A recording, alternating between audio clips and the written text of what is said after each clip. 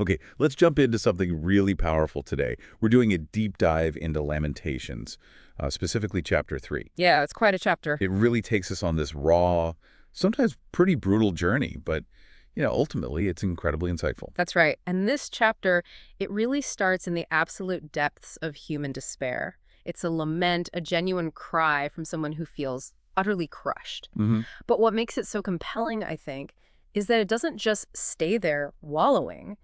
It actually takes you through this profound shift in perspective and wrestles with some incredibly difficult questions. Okay, so let's unpack this.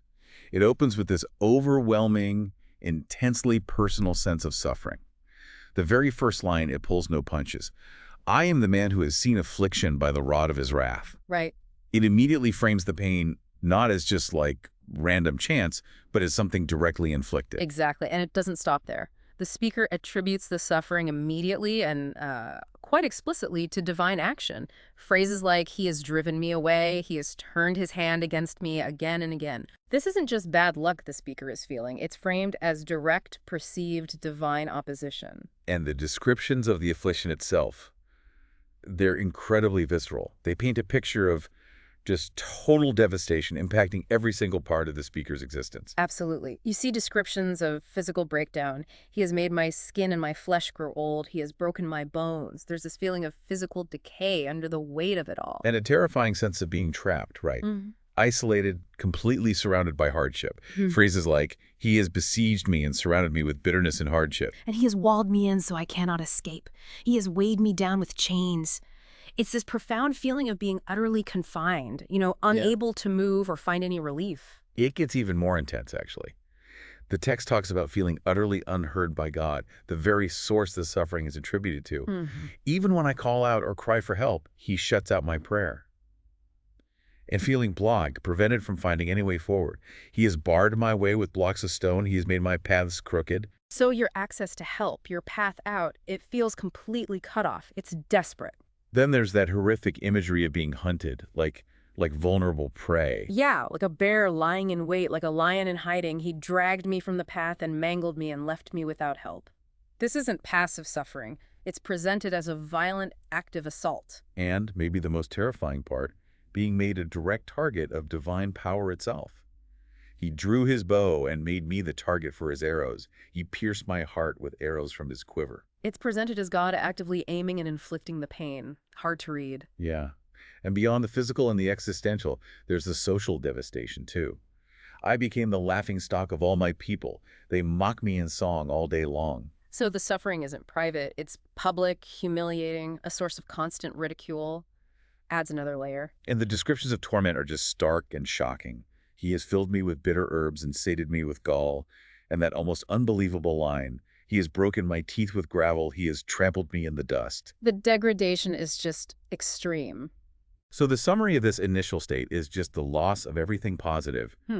I have been deprived of peace, I've forgotten what prosperity is, and the speaker concludes this raw outpouring saying, my splendor is gone, and all that I had hoped from the Lord. Right. This entire opening section, verses 1 through 20, it establishes the absolute lowest point.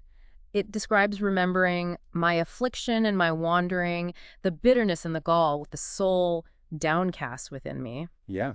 The key insight here isn't just a list of terrible things happening. It's the text's permission, really, to articulate the totality and the visceral reality of despair, attributing it to the perceived source of power in the speaker's world. It just doesn't shy away from the darkest feelings. The power of this intense personal language is its unvarnished honesty, isn't it? It tells you that when you are in the pit, it's okay to say precisely how bad it feels, using the most graphic and painful terms. Absolutely. And this complete articulation of despair is actually crucial because it sets the stage for how dramatic the next move in the text is going to be. And what a dramatic turn it is. Because right after reaching this absolute low, the text pivots completely with this single line.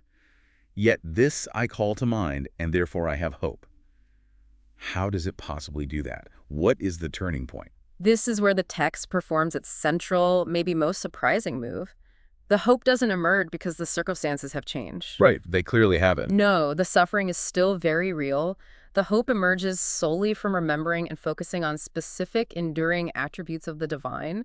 It's an act of intentional recall. And the text is incredibly specific about what those attributes are. Absolutely. The first one is, because of the Lord's great love, we are not consumed.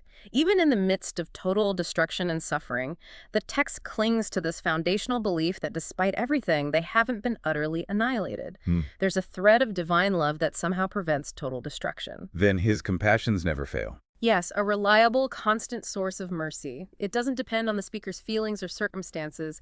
It's stated as an attribute of the divine. And these compassions are new every morning. That's such a powerful image of renewal. It really is. Every single day, despite the agony of the previous day, there's a fresh supply of mercy available. It's like a daily reset button for divine grace, you know. And finally, great is your faithfulness. This speaks to God's reliability, constancy, covenant loyalty. Even when everything else feels chaotic, lost, and uncertain, this core characteristic remains steadfast. So the hope isn't based on feeling better or seeing an end to the suffering or any change in external reality. No, not at all. It's purely on remembering and anchoring oneself to who the text describes the divine as being loving, compassionate, and faithful. This recognition leads to that really powerful personal declaration. I say to myself, "The Lord is my portion, therefore I will wait for him."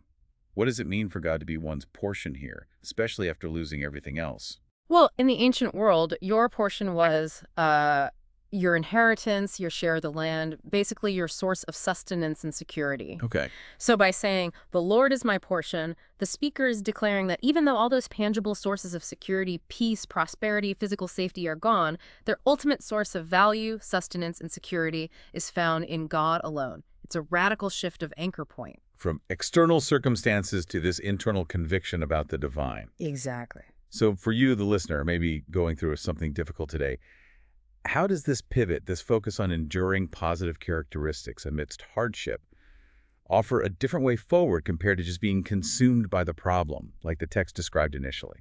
It completely reframes the struggle, doesn't it? Instead of being defined and overwhelmed solely by the weight of the suffering, the text suggests that intentionally recalling fundamental beliefs, or enduring truths in this case about the divine, can be the very source of resilience. Resilience and hope needed not just to endure. Right, but to actively wait for change rather than despairing that it will never come. It's an active cognitive and spiritual choice to remember and focus on something beyond the immediate pain. That radical shift in perspective, then, seems to lead into a section offering, well, practical wisdom and theological reflection on actually living through hardship. Precisely. The text moves from that raw lament and the anchor of hope to a kind of guidance on navigating difficult times. Yes, it offers specific counsels that flow from this renewed perspective. For instance, the Lord is good to those whose hope is in him, to the one who seeks him. This emphasizes that hope isn't passive, it's linked to active seeking. Active seeking, relationship. And there's a strong emphasis on patience and stillness, which, let's be honest, is incredibly hard when you're in pain. Very hard. It is good to wait quietly for the salvation of the Lord. The text really values that difficult stillness and trust. It also suggests hardship, particularly early in life, might build something important. It is good for a man to bear the yoke while he is young. What's the yoke here, usually? Well, in the Bible, the yoke often symbolizes heavy burdens, labor, or discipline. So the idea here might be that facing and enduring significant difficulty or discipline early on can build character, resilience, or maybe lead to a deeper, perhaps humbling acceptance of life's difficulties. And some counsel that sounds quite stark, sitting alone in silence, accepting that the hardship may feel divinely imposed, for the Lord has laid it on him. Followed by actions that show extreme humility and vulnerability. Let him bury his face in the dust, there may yet be hope, and even let him offer his cheek to one who would strike him. Wow, those are not easy counsels. No, they prioritize humility, endurance, and non-retaliation, clinging to the possibility, however slim, that hope might still emerge, even through submission or non-resistance. And this is where the text starts wrestling with some incredibly deep and challenging theological questions raised by all this suffering, like, is suffering permanent? And the text directly counters that despair with a crucial statement. For men are not cast off by the Lord forever. It offers a horizon beyond the present pain, a belief that this current state isn't the final word. And does God only bring grief and suffering? Is that the whole picture? Again, a balancing statement comes in. Though he brings grief, he will show compassion, so great is his unfailing love. Suffering might be part of the experience, the text seems to say, but it insists it's not the only or defining characteristic of the divine. Compassion and unfailing love are presented as the greater realities. But then you get a statement that seems to almost directly contradict those opening verses. Does God willingly cause suffering? Is it arbitrary, the text states? For he does not willingly bring affliction or grief to the children of men. How do you hold that alongside, I am the man who has seen affliction by the rod of his wrath? That's the profound tension the text just refuses to ignore. It presents the experience of suffering as being directly from God in the opening, that raw feeling of being targeted by divine wrath. Yeah, the subjective experience. Right. But then, in reflection, it reaches a theological conclusion that seems almost contradictory. God's nature isn't to willingly bring that pain. It suggests affliction isn't God's primary desire or intent for humanity. But if God doesn't willingly bring affliction, why does injustice happen? Why does suffering exist? The text dives into some really complex questions about divine control and justice around verses 34-38. It lists horrifying injustices, crushing prisoners, denying basic rights, perverting justice. And pointedly asks, would not the Lord see such things? Implying accountability, right? That God is aware that injustice matters. Yes, but then immediately after that, it poses those incredibly difficult, almost paradoxical questions. Who can speak and have it happen if the Lord has not decreed it? And is it not from the mouth of the Most High that both calamities and good things come? Wow. So, okay. On one hand, God doesn't willingly bring suffering and sees injustice. On the other hand, nothing happens unless God decrees it, and both good and bad things come from the Most High.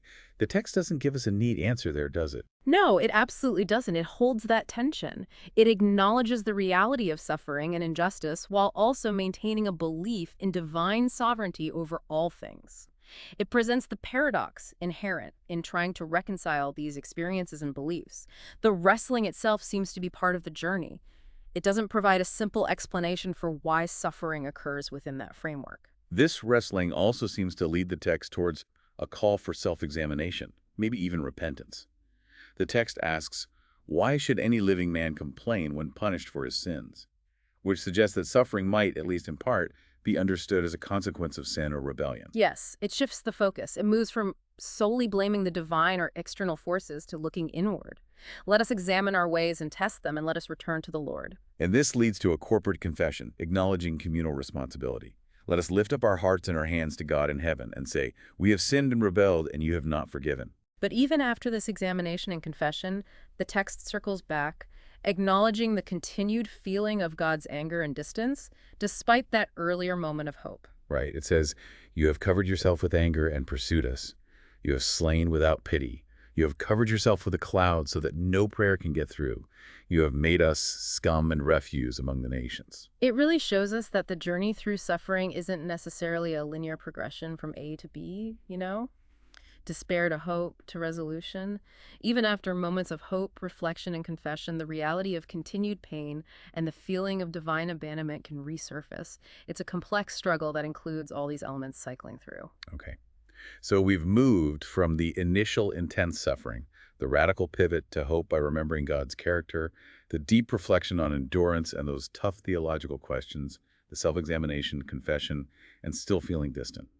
But the text isn't done yet, is it? It shifts focus again. That's right. This time it moves from perceived divine action and internal state to the very real actions of human enemies and the state of the community.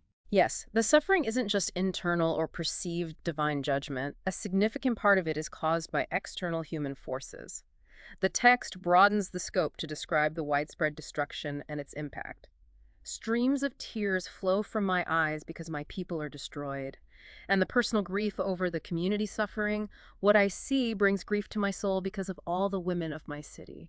And the text details specific, brutal persecutions carried out by human enemies, described pointedly as being without cause. They hunted me like a bird, making the speaker feel like a vulnerable target. They actively tried to end the speaker's life. They tried to end my life in a pit and threw stones at me. Just horrific. And there's a terrifying sense of being overwhelmed, close to death from these human actions. The waters closed over my head and I thought I was about to be cut off, like drowning. And crucially, there's the constant psychological torment inflicted by these enemies. All our enemies have opened their mouths wide against us. You have heard their insults, all their plots against me, and the relentless nature of it. My enemies whisper and mutter against me all day long. Constant mockery, threats, plotting. But amidst this external persecution, the text revisits a moment of calling out from distress, right? It echoes that earlier pivot to hope, but now specifically in the context of these enemies. Yes, I called on your name, O Lord, from the depths of the pit. And, importantly, it affirms a response. You heard my plea, you came near when I called you, and you said, do not fear. So a moment of divine rescue or presence, maybe reassurance, in the face of that external threat, similar to how hope was found in remembering attributes when facing internal despair. O Lord, you took up my case, you redeemed my life. Exactly. This grounds the hope not just in an abstract belief about divine character, but in a specific remembered experience of being heard and reassured or rescued from the immediate, tangible danger posed by human enemies. And this leads directly into the very end of the chapter, which is a strong, incredibly intense appeal for divine justice and vengeance against these specific human enemies. Yeah, it shifts again. You have seen, O Lord, the wrong done to me. Uphold my cause. It's a demand for God to intervene and act on their behalf against those who have committed these wrongs. And the final requests are powerful and raw, aren't they? Pay them back what they deserve. Put a veil over their hearts, which is a plea for divine blindness or hardening against them. May your curse be on them. Pursue them in anger and destroy them from under the heavens of the Lord. It's fierce. It is. So how does this concluding section, this really fierce plea for divine retribution against specific human perpetrators, sit alongside those earlier reflections on God's compassion and unwillingness to bring affliction? That's the question, isn't it? It adds another profound layer of complexity. We see the speaker grappling with suffering that feels divinely imposed, then finding hope in God's unchanging compassion, wrestling with the mystery of suffering and potential sin, experiencing continued distance, and then turning to God with this intense, visceral plea for vengeance against human perpetrators. The text doesn't resolve it all neatly. No, it allows for this full spectrum of human experience and theological grappling within one chapter. The pain perceived as from God, the hope found in God, the wrestling with God's actions in human sin, and finally, the raw demand for God's justice against human evil. It's a complete, if challenging, picture of faith in the midst of suffering. So looking back at this whole journey through Lamentations 3, it's really a progression, isn't it? From utter despair and feeling abandoned by God, through that remarkable pivot of hope anchored solely in remembering divine character, navigating deep reflection on endurance and those difficult theological questions, acknowledging internal fault and confession, still feeling distant, and finally crying out for rescue and, yes, fierce justice from human enemies. This chapter isn't about providing easy answers or, a simple linear path out of suffering. Not at all. Instead, it presents a deeply honest, unvarnished depiction of what it can be like to struggle through the deepest pain. It shows moments of light found by holding on to enduring truths, wrestling with incredibly tough questions about divine action and human responsibility, and vehemently crying out for justice against those who cause harm. What really stands out to you in how this text operates, how it holds all that together? For you listening, maybe consider this. This ancient lament holds together seemingly contradictory experiences and emotions, profound despair and unexpected hope, suffering perceived as divine action and suffering caused by human evil, moments of confession and fierce demands for vengeance. What does it mean for us, for you, to honestly express the full, complex range of your own feelings and questions when you face deep pain and still seek understanding and hope? This chapter gives a powerful voice to that very struggle.